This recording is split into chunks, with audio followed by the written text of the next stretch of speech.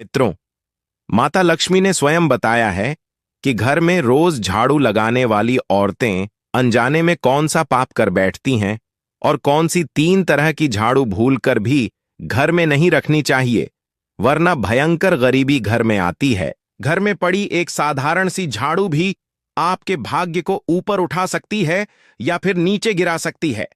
मित्रों, शास्त्रों में झाड़ू को माता लक्ष्मी का रूप माना गया है। सही तरीके से इसका प्रयोग इंसान के जीवन में समृद्धि ला सकता है, लेकिन अगर झाड़ू से जुड़ी छोटी गलतियां हो जाएं, तो वही झाड़ू इंसान को कंगाली की तरफ धकेल सकती है। हमारे सनातन धर्मशास्त्रों में झाड़ू से जुड़े कई शुभ और अशुभ संकेत बताए गए हैं। झाड़ू को लेकर कुछ काम ऐसे हैं जो बिल्कुल नहीं करने चाहिए, नहीं तो जीवन में परेशानियां बढ़ने लगती हैं। झाड़ू को सही दिशा में सही तरीके से रखना बेहद जरूरी है, क्योंकि गलत ढंग से रखी झाड़ू माता लक्ष्मी की बहन अलक्ष्मी को आकर्षित करती है, जो दरिद्रता और संकटों की प्रतीक मानी जाती है। तो चलिए, बिना देर किए आज की कथा को शुरू करते हैं। और मित्रों, सच्ची श्रद्धा से कमेंट में जय मां लक्ष्मी अवश्य लिखें। मित्रों, यह बहुत पुरानी बात है। एक नगर में एक अत्यंत सम्मानित ब्राह्मण गंगाधर अपनी धर्मपरायण पत्नी कमला देवी के साथ रहा करता था। गंगाधर भगवान श्री विष्णु का इतना बड़ा भक्त था कि वह रोज सुबह उठकर सबसे पहले तुलसी माता को जल चढ़ाता, फिर पूरे भाव से पूजा करता। उसकी पत्नी कमला देवी भी उतनी ही सदाचारिणी, विनम्र और धर्मनिष्ठ थी। दोनों का जीवन धन, सुख और सम्मान से भरा था, लेकिन एक ही कमी उन्हें हर क्षण भीतर से कचोटती रहती थी। संतान का अभाव। दोनों ने मन ही मन न जाने कितनी मन्नतें मांगी, अनगिनत बार भगवान के आगे सिर झुकाया, व्रत रखे, पूजा की, और फिर एक दिन उनकी प्रार्थनाएं सच हुईं। घर में एक सुंदर कन्या ने जन्म लिया। माता पिता ने उसका नाम रखा प्रिया। प्रिया जन्म से ही दोनों की आंखों का तारा बन गई। कहते हैं कि शिव जी के सावन, सोमवार के व्रत और अनेक मन्नतों के कारण उन्हें यह कन्या प्राप्त हुई थी, इसलिए वे उसे अपनी पलकें बिछाकर रखते थे। उसकी एक छोटी सी इच्छा भी अधूरी नहीं रहने देते थे। उसे देखकर ऐसा लगता था जैसे उसका जन्म किसी देवांगनाओं के घर हुआ हो। उधर गंगाधर की समृद्धि और प्रतिष्ठा की वह इकलौती वारिस थी। समय बीतता गया और प्रिया शुक्ल पक्ष के चांद जैसी निर्मल सुंदरता लेकर बड़ी होने लगी। लेकिन माता पिता के अत्यधिक प्रेम, दुलार और बिना रोक टोक के पालन ने उसे धीरे धीरे बिगाड़ दिया। उसका स्वभाव आलसी, चतुराई से भरा, कपटी, घमंडी और अभिमानी होता गया। वह छोटी छोटी बातों पर अपशब्द बोलती। परिवार के बड़े बुजुर्ग तो क्या, घर के नौकरों तक को अपमानित करने में उसे कोई हिचक नहीं होती थी। साफ सफाई से उसे इतनी नफरत थी कि उसने जीवन में कभी झाड़ू तक नहीं छुआ था। वक्त के साथ वह अपने माता पिता से भी अनाप शनाप मांगे करने लगी, हर बात पर हट करने लगी। ब्राह्मण और उसकी पत्नी समझ नहीं पा रहे थे कि कहां गलती हो गई। उन्हें लगा शायद विवाह के बाद उसकी बुद्धि बदले और वह सुधर जाए।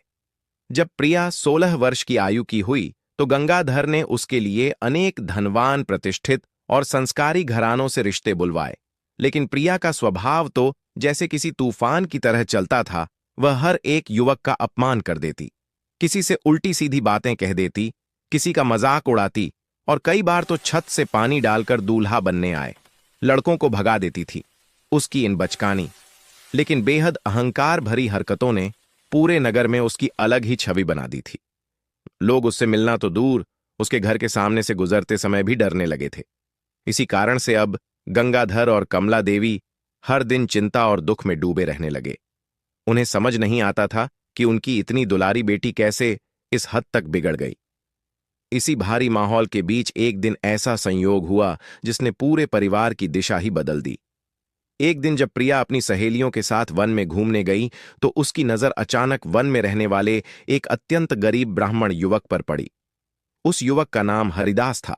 नाम के अनुरूप ही उसका स्वभाव गहरा, शांत, संयमित और विनम्र था। वह बुद्धिमान था, सभी शास्त्रों में निपुण था और भगवान विष्णु का अनन्य भक्त था। प्रतिदिन वह प्रातः स्नान कर तुलसी माता में जल अर्पित करता, फिर गांव के शिव मंदिर जाकर पूरे भक्तिभाव से पूजा करता। साधारण जीवन, सीधी राह और मन में असीम श्रद्धा, बस यही उसका आधार था। उसी समय जब प्रिया अपनी सहेलियों संग वन में टहल रही थी, उसकी नजर अचानक हरिदास पर ठहर गई। उसे पहली बार कोई युवक इतना सादा फिर भी इतना आकर्षक लगा। उसके शांत चेहरे, सधे हुए व्यवहार और निर्मल व्यक्तित्व ने प्रिया के मन में कुछ ऐसा जगाया जिसे वह खुद भी समझ नहीं पाई। देखते ही देखते वह उसके रूप और स्वभाव पर मन से मोहित हो गई। अब क्या था? घर लौटते ही प्रिया ने अपने पिता से बिना कोई देर किए कहा, पिताजी, आपने मेरे लिए बहुत से धनवान प्रतिष्ठित वर देखे, लेकिन मेरा विवाह तो उसी ब्राह्मण युवक से होगा जिसे मैंने आज वन में देखा है, जो ब्राह्मणों के साथ पूजा के लिए जा रहा था। उसकी बात सुनकर गंगाधर और कमला देवी दोनों स्तब्ध रह गए। उन्हें अपनी बेटी के चुनाव पर आश्चर्य भी हुआ और चिंता भी, लेकिन बेटी की खुशी के आगे उन्होंने मन को शांत किया। अगले ही सुबह गंगाधर और उसकी बेटी उस युवक को देखने उसके वन स्थित कुटिया में पहुंचे।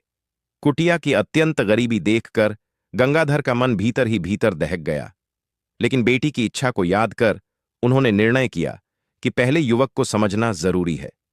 वे उसके पास गए और विनम्रता से बोले, हे विप्रवर, कृपया अपना पूरा परिचय दीजिए। तब हरिदास ने सरल मुस्कान के साथ कहा, आइए, आपका स्वागत है। मेरा नाम हरिदास है। मैं एक गरीब ब्राह्मण हूं। मेरे घर में वृद्ध माता पिता हैं। मैं मंदिर में पूजा और सेवा करके अपना जीवन चलाता हूं। कहिए, मैं आपकी क्या सहायता कर सकता हूं? गंगाधर ने धीरे से कहा, हे विप्रवर, यह मेरी कन्या प्रिया है। यह आपको मन ही मन चाहती है और आपसे विवाह करना चाहती है। यह सुनकर गंगाधर चकित रह गया। उसने गंभीर स्वर में कहा, हे श्रेष्ठ, मुझे क्षमा करें। मैं आपके और आपकी कन्या के योग्य नहीं हूं। मेरे सामने आपका वैभव और हैसियत बहुत ऊंची है। कहीं आप हमारा मजाक तो नहीं बना रहे? मैं गरीब हूं, मेरे पास धन नहीं है। मैं आपकी पुत्री को वह सुख और सुविधाएं नहीं दे सकूंगा जो वह आज भोग रही है। तब गंगाधर ने हरिदास को प्रेम से समझाया और कहा, चिंता मत करो बेटे, मैं तुम्हें और मेरी बेटी को इतनी संपत्ति दूंगा कि तुम दोनों आराम से अपना जीवन चला सको। कोई कष्ट नहीं आएगा। गंगाधर के इस आश्वासन और सरल भाव को देखकर ब्राह्मण हरिदास ने अंततः उनकी बात मान ली और फिर योग्य मुहूर्त देखकर प्रिया का विवाह गंगाधर से भव्य रीति से संपन्न कर दिया गया। मित्रों, विवाह के दिन जब सभी धार्मिक विधियां पूर्ण हो गईं तो प्रिया की मां ने उसे एक झाड़ू सौंपते हुए कहा, बेटी, इसे संभाल कर रखना। विवाह के समय घरेलू सामग्री के साथ झाड़ू देना शास्त्रों में बहुत शुभ माना गया है। इससे घर में सदा माता लक्ष्मी का वास होता है। यह समृद्धि और सौभाग्य का संकेत है। लेकिन प्रिया ने उस झाड़ू को बिना किसी आदर या महत्व के बस एक तरफ रख दिया, मानो उसका कोई मोल ही ना हो। सारी रस्में पूरी होने के बाद वह अपने ससुराल की ओर विदा हो गई। गंगाधर ने अपनी बेटी के सुख के लिए विवाह से पहले ही उसके लिए एक सुंदर नया घर बनवाया था। इसके अलावा उन्होंने हरिदास के लिए व्यापार बढ़ाने के उद्देश्य से एक किराना की दुकान भी शुरू करवा दी, ताकि आने वाले समय में उनका जीवन और व्यापार दोनों फलें फूलें। शुरुआत के कुछ दिन प्रिया काफी प्रसन्न रही। वह अपने पति के साथ प्रेम और मधुरता से रहती रही, लेकिन यह सब ज्यादा समय तक नहीं चला। जल्द ही उसका असली स्वभाव उभरने लगा। आलस और घमंड उसके अंदर वैसे ही जड़ जमाए थे जैसे पहले थे। वह घर की साफ सफाई को तुच्छ समझती, किसी भी काम को हाथ नहीं लगाती। धीरे धीरे घर हर वक्त गंदगी से भरने लगा। खाने के बाद बर्तन घंटों घंटों तक वैसे ही पड़े रहते। घर के कोनों में मकड़ियों के जाले झूलने लगे, मानो वहां कोई रहता ही ना हो। फिर एक दिन हरिदास ने बड़ी ही नम्रता से उसे समझाते हुए कहा, प्रिया, एक पतिव्रता स्त्री को स्वच्छता से प्रेम होना चाहिए, उसे गृह कार्य में निपुण होना चाहिए, लेकिन तुम तो किसी भी काम में हाथ तक नहीं लगाती। यह ठीक नहीं है। इस पर प्रिया ने तुनक कर कहा, अजी छोड़िए, आप भी कैसी कैसी बातें करते रहते हैं। आज तक मैंने अपने मायके में कोई काम नहीं किया और आगे भी नहीं करूंगी। अगर आपको लगता है कि आपकी मां को ज्यादा काम करना पड़ रहा है तो मैं आज ही पिताजी से कह दूंगी कि 2-4 नौकर यहां भी भिजवा दें। वैसे भी यह सब कुछ मेरा ही है, तो मुझे काम क्यों करना पड़े। तब अपनी पत्नी की ऐसी कड़वी और अपमानजनक बातें सुनकर गंगाधर भीतर तक हिल गया। वह अवाक रह गया और उसके पास कहने के लिए कोई शब्द नहीं बचे। कभी उसने सोचा भी नहीं था कि उसकी पत्नी इतने घमंड और कठोरता से भरी होगी। उधर प्रिया की मां भी कई बार उसे समझाती थी कि स्त्री को कैसे घर संभालना चाहिए, कैसे बड़ों का सम्मान करना चाहिए और कैसे अपने घर को स्वच्छ और सुखी बनाए रखना चाहिए। पर प्रिया पर किसी बात का कोई असर नहीं पड़ता था। वह वहीं की वहीं बनी रही। कुछ ही समय बाद ब्राह्मण हरिदास ने अपना छोटा सा व्यापार शुरू किया, लेकिन पत्नी की लापरवाही, घर की गंदगी और तनाव भरे माहौल ने उसके व्यापार पर बुरा असर डालना शुरू कर दिया। उसकी दुकान पर कोई आता ही नहीं था। जो कभी कभार पहुंच भी जाता, वह हरिदास के उदास चेहरे और थके हुए मन को देखकर चुपचाप वहां से आगे बढ़ जाता। इसी तरह दिन पर दिन बीतते जा रहे थे और हालात बद से बदतर होते जा रहे थे। फिर एक दिन ऐसा आया जब व्यापार के काम से हरिदास को किसी दूसरे नगर जाना था। वह सुबह सूर्य उगने से पहले ही उठ गया। किसी से कुछ कहे बिना उसने अपना सामान बांधा और बैलगाड़ी लेकर चुपचाप निकल पड़ा। मन भारी था, पर जिम्मेदारियों ने उसे आगे बढ़ने को मजबूर किया। उधर घर में सूर्योदय होते ही उसकी सास अपने पुराने झाड़ू से सफाई कर रही थी। वह वही झाड़ू थी जिसे वह अपने पुराने घर से बहुत संभाल कर लाई थी। वह मानती थी कि झाड़ू में माता लक्ष्मी का वास होता है और रोज झाड़ू लगाने वाली स्त्री पर लक्ष्मी कृपा बनाए रखती है। लेकिन बहू के कटु व्यवहार के कारण वह चुपचाप अपना काम करती रहती थी। उस दिन संयोग से प्रिया की नजर उसकी सास के हाथ में पकड़े उस झाड़ू पर पड़ी। अचानक उसे याद आया कि विवाह के समय उसकी मां ने शुभ संकेत के रूप में एक झाड़ू उसे भी दिया था। वह उसी वक्त उस झाड़ू को ढूंढकर लाई और अपनी सास के हाथ में देते हुए व्यंग भरे स्वर में बोली, अरे मां जी, आप तो जैसे गरीब रहने की कसम खाकर आई हैं। मेरे पिता ने इतना बड़ा महल जैसा घर दिया है और आप हो कि यह फटा पुराना झाड़ू लेकर घूमती रहती हैं। चलो, अब से आप इसी नए झाड़ू का इस्तेमाल करें। और हां, मुझे वह पुराना झाड़ू दोबारा घर में दिखना नहीं चाहिए। बेचारी सास पहले ही अपने बहू के तेवरों से परिचित थी। उसने कुछ भी जवाब नहीं दिया, चुपचाप झाड़ू ले लिया और अपने काम में लग गई। अगले दिन जब प्रिया की कुछ सहेलियां उसके घर आईं, तो वे सभी मिलकर हंसी झाड़ कर बैठी थीं। उसी समय उसकी सास उधर से झाड़ू लगाते हुए गुजरी। प्रिया की नजर जैसे ही उस पुराने झाड़ू पर पड़ी, उसका गुस्सा फूट पड़ा। वह क्रोध से भरकर उठी, अपनी सास के हाथ से झाड़ू छीनकर घर के बाहर फेंक दिया और चिल्लाते हुए बोली, अरे बूढ़ी, मैंने तुम्हें साफ साफ मना किया था कि इस पुराने झाड़ू को घर में मत रखना। तुम मेरी सहेलियों के सामने मेरी बेइज्जती क्यों कर रही हो? मेरे पिता ने तुम्हें रहने को घर क्या दे दिया? तुम मेरे शब्दों की ही कदर नहीं करती। अगर तुम्हें यहां रहना है तो मेरे ही नियमों से रहना होगा, नहीं तो इस घर में रहने का कोई हक नहीं है। मित्रों, वह बूढ़ी मां अपने बहू के मुख से ऐसे कठोर और अपमानजनक वचन सुनकर बेचारी सास के पैरों तले मानो जमीन ही खिसक गई। वह कुछ भी नहीं बोल सकी। अपने वस्त्र और थोड़े बहुत सामान को समेटा और चुपचाप अपने पति के साथ पुराने घर की ओर लौट गई। उसके मन में गहरा दर्द था। उसे अपनी बहू का ऐसा व्यवहार बिल्कुल सहन नहीं हुआ। उधर संध्या समय जब घर आए मेहमानों के लिए प्रिया ने भोजन बनाया, सबको परोसा और सभी ने हंसते हुए खाना भी खा लिया।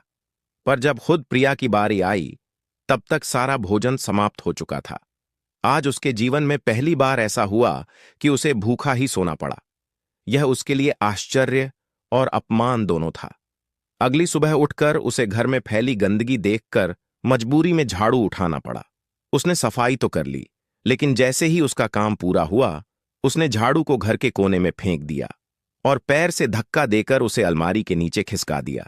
मित्रों, वह कभी झाड़ू को सिर के ऊपर रख देती, कभी उल्टा टिका देती, कभी दरवाजे के बीचों बीच छोड़ देती। वह अक्सर शाम ढलने के बाद झाड़ू लगाती और कूड़ा घर के बाहर फेंक देती थी। शास्त्रों के अनुसार यह सब माता लक्ष्मी का अनादर माना जाता है। यह दुर्भाग्य और दरिद्रता को बुलाने जैसा माना गया है। लेकिन प्रिया को इन बातों का कोई ज्ञान नहीं था। वह इसे सिर्फ मामूली घरेलू काम समझती रही और अनजाने में बड़ी गलतियां करती गई। फिर अगली सुबह स्नान करके उसने भोजन बनाया और आए हुए मेहमानों को खिलाया, किंतु भोजन समाप्त हो गया और फिर से उसकी थाली खाली रह गई। अब वह हैरान रह गई। मन में सोचने लगी, मैंने आज रात से कई गुना अधिक भोजन बनाया था, फिर भी मेरे लिए कुछ भी कैसे नहीं बचा। थोड़ी देर बाद उसने अपने लिए अलग से चावल पकाए और खाकर दिन निकाला। दूसरे दिन भी उसने झाड़ू लगाया, लेकिन आदत वहीं सफाई के बाद उसने झाड़ू को पैर से हिलाकर बाहर निकाला और फिर दरवाजे के पीछे खड़ा करके छोड़ दिया। उसे मालूम ही नहीं था कि वह धीरे धीरे अपने घर से शुभता को बाहर धकेल रही है। मित्रों, होनी को कुछ और ही मंजूर था। प्रिया जाने अनजाने में गलतियां करती रहीं, लेकिन उसके घर में बढ़ रही नकारात्मकता और दुर्भाग्य की उसे बिल्कुल भी समझ नहीं आ रही थी। सास के जाने के बाद वह अकेली पड़ गई थी, इसलिए उससे मिलने रोज कोई ना कोई मेहमान आ जाता। वह हर बार पहले से ज्यादा भोजन बनाती, पर हर बार भोजन खत्म हो जाता। उसके लिए एक दाना भी नहीं बचता। अब उसके घर में सब कुछ होते हुए भी उसका जीवन बद से बदतर होता जा रहा था। दिखने में वह महल की रानी थी, पर भोजन की कमी और लगातार दुर्भाग्य के चलते वह धीरे धीरे सूख कर कांटा बन गई। अब इसी तरह कुछ दिन और बीत गए। एक दिन ब्राह्मण हरिदास अपने घर लौटा। जैसे ही वह अंदर आया, उसने देखा कि घर में उसके माता पिता कहीं दिखाई नहीं दे रहे थे। वह घबरा गया और तुरंत बोला, अरे भाग्यवान, मेरे माता पिता कहाँ हैं? इतने दिनों से नजर नहीं आ रहे। मैं तो उन्हें रास्ते भर ढूंढता आ रहा हूं। क्या तुम्हें पता है वे कहाँ गए? प्रिया निर्लज्जता से बोली, उन्हें मेरे साथ रहना पसंद नहीं आया, इसलिए वहीं अपने पुराने घर लौट गए। अब उन्हें यहां रहने की कोई जरूरत भी नहीं थी। यह सुनकर हरिदास का हृदय टूट गया। उसे सब समझ में आ गया कि प्रिया को उसके माता पिता बोझ लगने लगे थे। वह जानता था कि अगर वह कुछ कहेगा तो मामला और बिगड़ जाएगा। इसीलिए उस दिन उसने कुछ नहीं कहा, चुपचाप भोजन किया और भारी मन से सो गया। अगले दिन सुबह पति पत्नी आंगन में किसी बात पर झगड़ रहे थे। तभी उन्होंने देखा कि एक साधु उनके घर के सामने आकर रुका। साधु ने घर की ओर दोनों हाथ जोड़कर प्रणाम किया। कुछ मन ही मन बोलते हुए आगे बढ़ गया। दोनों हैरान रह गए कि आखिर वह साधु किसे प्रणाम कर रहा था, पर आश्चर्य यहीं खत्म नहीं हुआ। अगले दिन भी वही हुआ। साधु आया, उनके घर के सामने खड़ा होकर हाथ जोड़कर प्रणाम किया और चुपचाप चला गया। यह क्रम रोज का बन गया। इधर प्रिया की बुरी आदतें, उसका आलस, घमंड और घर की अव्यवस्था बढ़ती गई। धीरे धीरे घर का समस्त धन समाप्त हो गया। वह बार बार अपने पिता से धन मंगाती रही और आखिरकार अपने पिता को भी कंगाल बना दिया। आखिर एक दिन गंगाधर उसकी आदतों से तंग आकर सब छोड़कर चला गया। वह अपने माता पिता की सेवा करने लगा और उन्हें वापस अपने साथ ले गया। अब घर में सिर्फ प्रिया अकेली रह गई। मित्रों, वह साधु कोई साधारण व्यक्ति नहीं था। वह साक्षात भगवान श्री हरि विष्णु थे, जो एक साधु का रूप धारण करके धरती पर आए थे। क्योंकि प्रिया के माता पिता भगवान विष्णु के सच्चे भक्त थे, इसलिए भक्तवत्सल प्रभु स्वयं उसकी सहायता और मार्गदर्शन करने आए थे। पर इधर प्रिया का हाल एकदम विपरीत था। अब वह पूरी तरह अकेली थी, लेकिन उसका स्वभाव ना बदला। जो कुछ धन बचा था वह भी उसने ऐशो आराम में उड़ा दिया। उसके पिता ने भी अब उसका त्याग कर दिया और आखिरकार वह कंगाल, बेसहारा और अकेली अपने ही घर में रह गई। अब उसे अपने कर्मों पर गहरा पश्चाताप होने लगा। पर अब बहुत देर हो चुकी थी मित्रों, किंतु एक बात अब भी नहीं बदली थी। वह साधु अब भी रोज उसके घर के सामने आता, हाथ जोड़कर प्रणाम करता और मन ही मन कुछ कहकर चला जाता। आखिर एक दिन प्रिया से यह सहा नहीं गया। वह क्रोध से घर के बाहर आई और बोली, अरे साधु, क्यों रोज मेरे घर को प्रणाम करते हो? मेरे घर में अब तो कुछ भी नहीं बचा, फिर भी तुम प्रतिदिन हाथ जोड़कर खड़े रहते हो। तुम्हें आखिर चाहिए क्या? साधु मुस्कुराए और बोले, हे पुत्री, मैं तुम्हारे घर में विराजमान देवी लक्ष्मी को प्रणाम करता हूं। तुम्हारे घर की गंदगी, आलस्य, अहंकार, अभिमान और कटु वचन, यही सब लक्ष्मी का स्वरूप है। मैं उन्हें प्रणाम करता हूं ताकि वे मेरे घर कभी प्रवेश ना करें। इसलिए प्रतिदिन जब भी मैं तुम्हारे घर के सामने से गुजरता हूं, मैं लक्ष्मी जी को प्रणाम करता हूं। देखो, जो तुम्हारे घर की छत पर बैठी हुई है वह वहीं है। मित्रों, अब क्या था? यह सुनकर प्रिया के प्राण जैसे सूख गए, मानो उसके पैरों के नीचे से जमीन खिसक गई हो। उसका चेहरा सफेद पड़ गया और वह कुछ क्षणों के लिए स्तब्ध होकर खड़ी रह गई। उसकी सांसें अटक गईं, आवाज गले में अटक गई और वह कुछ भी बोल नहीं पाई। जब उसने खुद को थोड़ा संभाला, तभी उसके मन को समझ आया कि उसने सचमुच बहुत बड़ा अपराध किया है।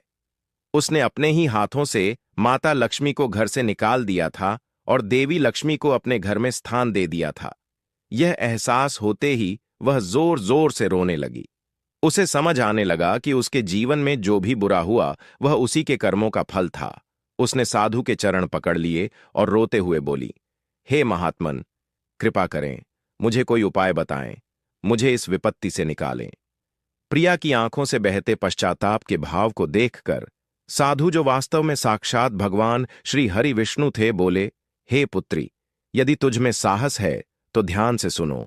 यह सब तुम्हारी अपनी भूलों का परिणाम है। तुमने घर में रखी झाड़ू का अनादर किया, उसे अपवित्र किया, उसका तिरस्कार किया। यही कारण है कि देवी लक्ष्मी रुष्ट होकर तुम्हारे घर से चली गई।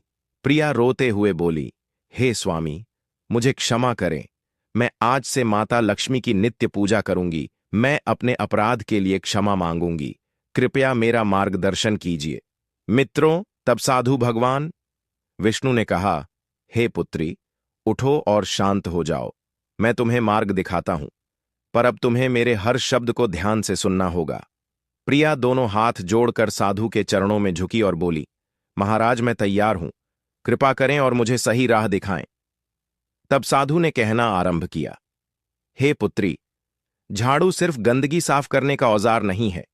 यह आपके घर के भाग्य की दिशा भी बदल सकती है। शास्त्रों में इसे माता लक्ष्मी का प्रतीक कहा गया है। इसे सही तरीके से रखा जाए तो यह घर में धन, सुख, समृद्धि और शांति लाती है।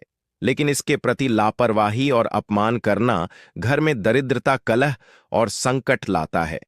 अब मैं तुम्हें झाड़ू के प्रकारों के बारे में बताता हूं, और कौन सी झाड़ू शुभ है और कौन सी अशुभ झाड़ू।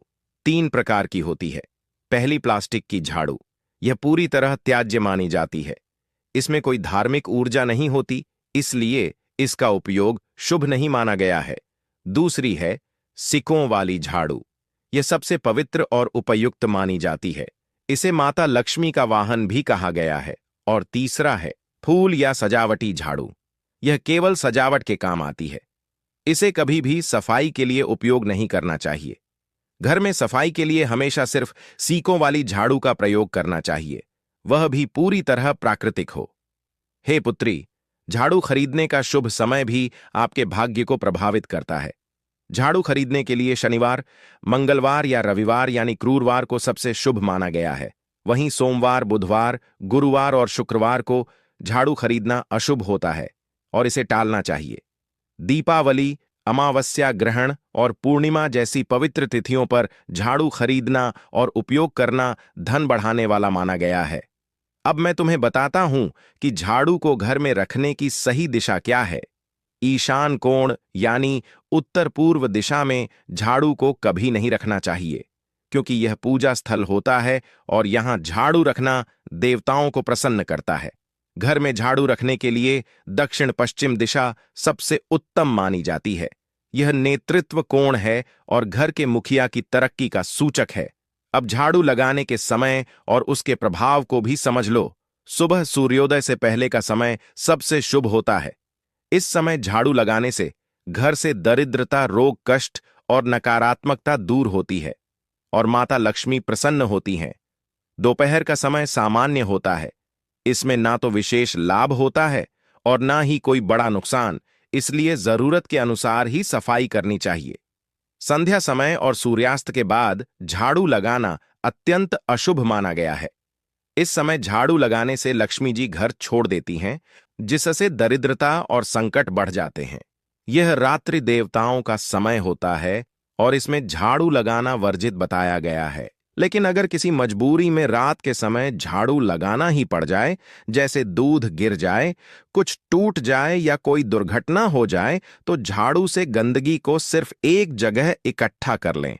उसे रात में घर से बाहर हरगिज ना फेंके। वह कचरा सूरज उगने के बाद ही बाहर डालना चाहिए, क्योंकि रात में कचरा बाहर निकालना लक्ष्मी जी के घर से जाने का संकेत माना गया है और इससे धन की हानि होती है। झाड़ू को कभी उल्टा या बिखरा हुआ नहीं छोड़ना चाहिए।